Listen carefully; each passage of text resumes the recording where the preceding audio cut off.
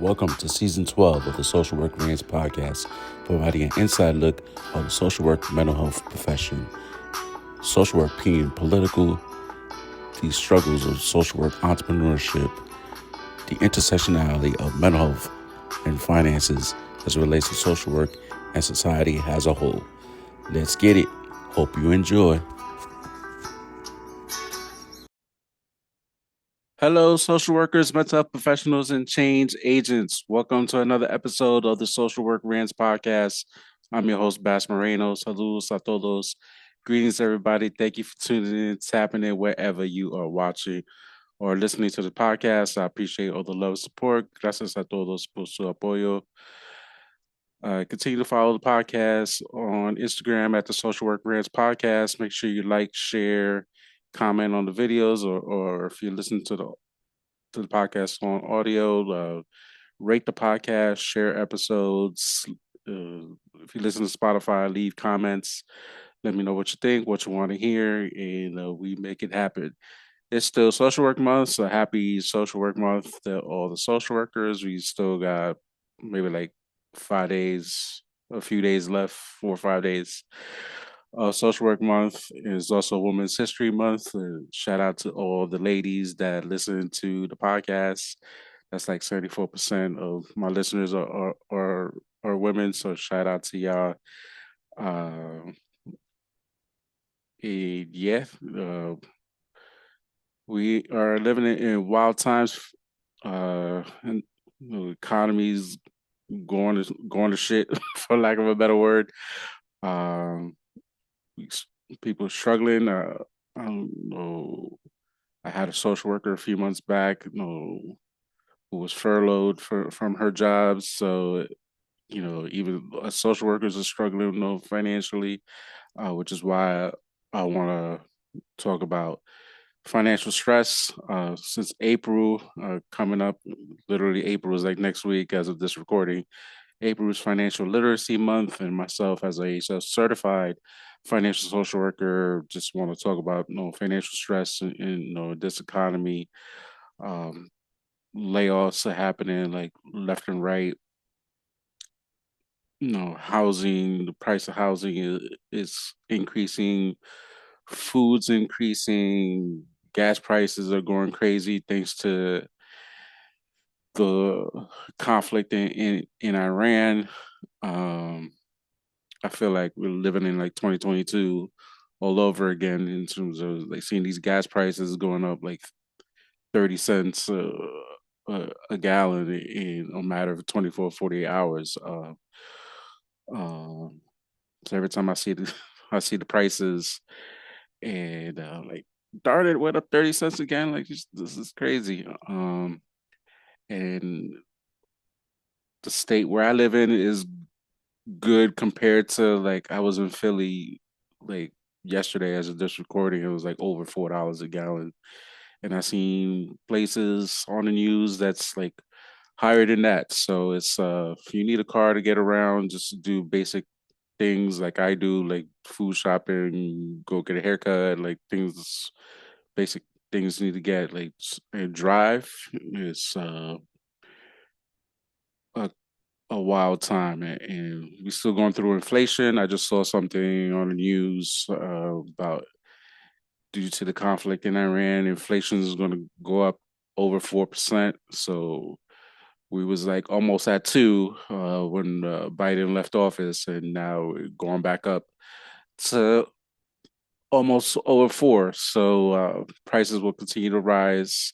Everything going up except the check, and that's kind of what I want to part of my talking points to today's episode.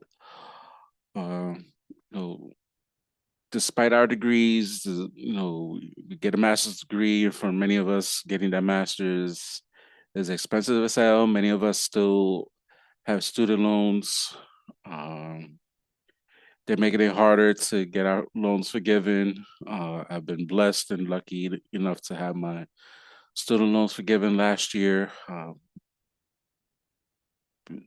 Just I've had a couple of people on the podcast talk about student loan forgiveness. Shout out to Dr. Sonia Lewis and my guy Robert, who I met at FinCon. They always talk about student loans and always give like the updated information or what's happening with student loans. And I know they want to dismantle the Department of Education or you know, transfer loans to like Department of Taxation, Department of Labor, like all this stuff. Just basically make the government's making it harder to have our loans forgiven. Save if you were under the save plan, that's it goes back and forth. Like they're ending the save plan, they're trying to keep it alive. It's hard to keep track of everything. So that's part of our struggles. Like, if we have our student loans forgiven, after 10 years of service, you make the amount of payments every month that's needed for forgiveness. And I know before Biden took over, like even if you did all that, the 10 years of service and made payments every month, you were still weren't being forgiven. And Biden kind of began changing that. And now Trump is doing whatever he's doing with student loans. So that's right there part of the problem.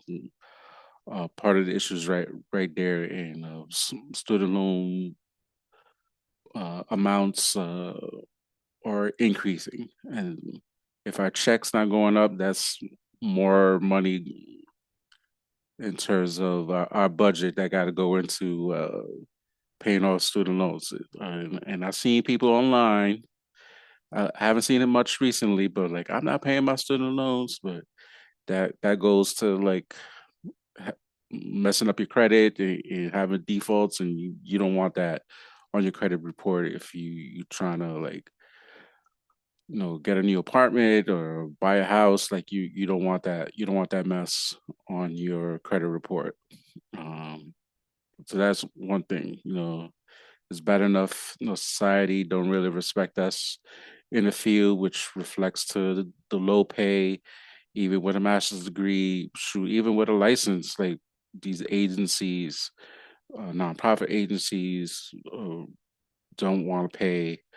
Looking at, you know, if you're lucky, a $50,000, even like 60, 75, depending if you live in a major city, is not a lot of money, starting into the field. Um, from my baby social workers, I always say you got to start off, somewhere and work your way up. Um, when we're talking about personal finance is indeed personal finance. Your situation is your situation. You got to do what's best for you. Um, I've taken pay cuts, but I always had a plan of to I'm in this job for a certain amount of time, like taking a pay cut just to pay my bills, and always seeking a new opportunity. So, personal finance, you gotta do what you gotta do for you and your family. Obviously, financial stress has an impact on mental health and career longevity. See people get out the field because they're just stressed, burnt out, uh, not getting the salaries they hoping for. I always talk about the intersectionality of mental health and finances. I'm actually writing my next book uh, about that in particular in Black and Brown communities. I'm leaning more towards writing about the Latino experience in terms of intersection of mental health and finances. So I'm doing the research on it, and it's fascinating what they leave out in history books. I'll tell you that much, especially for us Latinos. Um, Even we're at a point with this economy that budgeting is not even enough to, or like, you could cut expenses. I just saw Netflix a report on Netflix that they're raising their prices again, even though they raised their prices last year. So like I said, everything's going up. I said our paychecks, and we need multiple streams of income really need multiple streams of income, regardless. In this country and within the work that we do, our work in social work is so transferable that we could do multiple different things. I still, be honest, still struggle with like how my skills will translate into other things. I went to a tech conference like last week and trying to like potentially learn to get into customer success in terms of tech and I know the tech sector has been hit hard in terms of layoffs the last few years. So, kind of stay put where you at, but I'm always thinking about potential next move. So, is really really hard to like budget. Like I ain't going out. Like is and that's the fine line of like self care.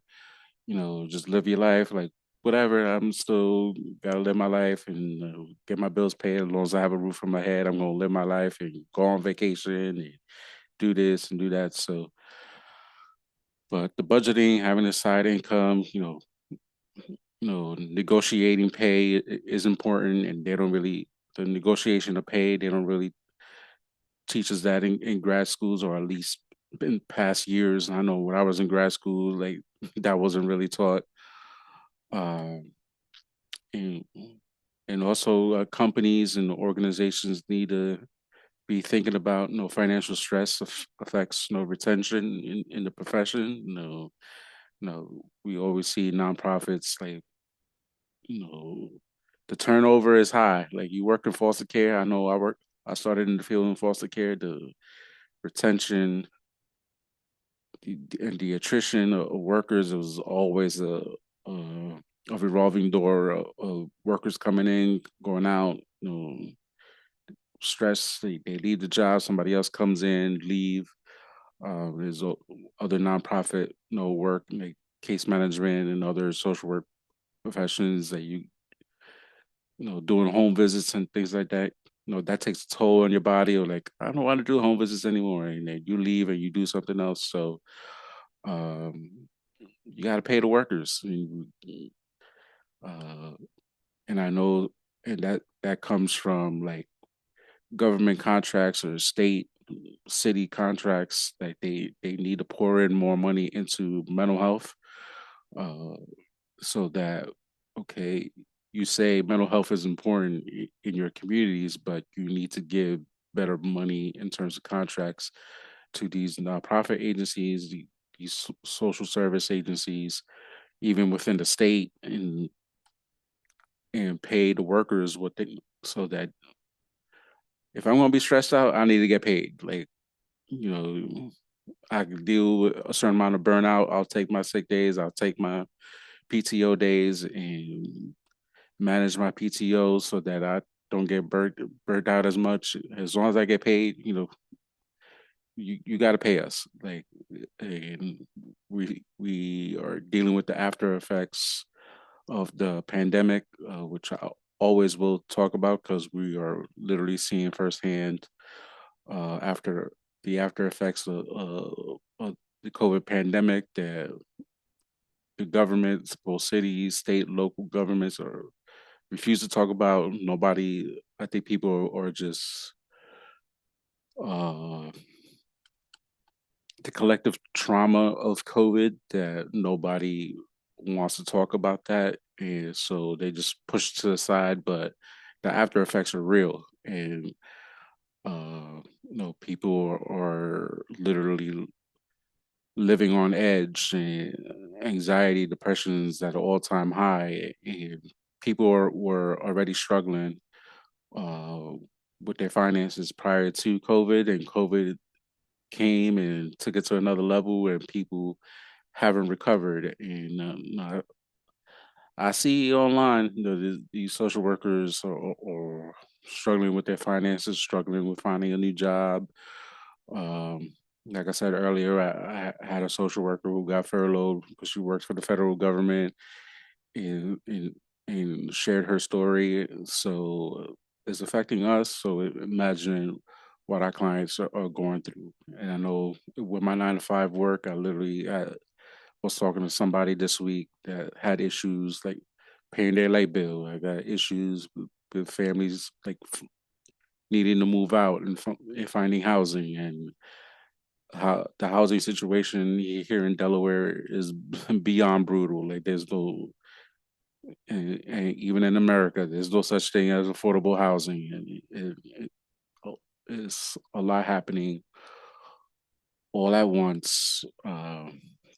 Kind of a rolling snowball that there's no end in sight really, and we have an administration that just making things worse, and no sign of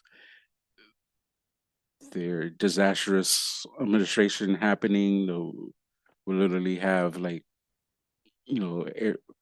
air traffic controllers not getting paid, and literally had like a accident in LaGuardia Airport. There was like almost another accident in LA, regarding a plane collision. So um, every day living in America seems like traumatic, and then the trickle down effect in terms of no the finances, the financial piece. So well, like I said, you could try to budget. You know, I know it's tax season. If you get a refund, uh, definitely pay down some debt.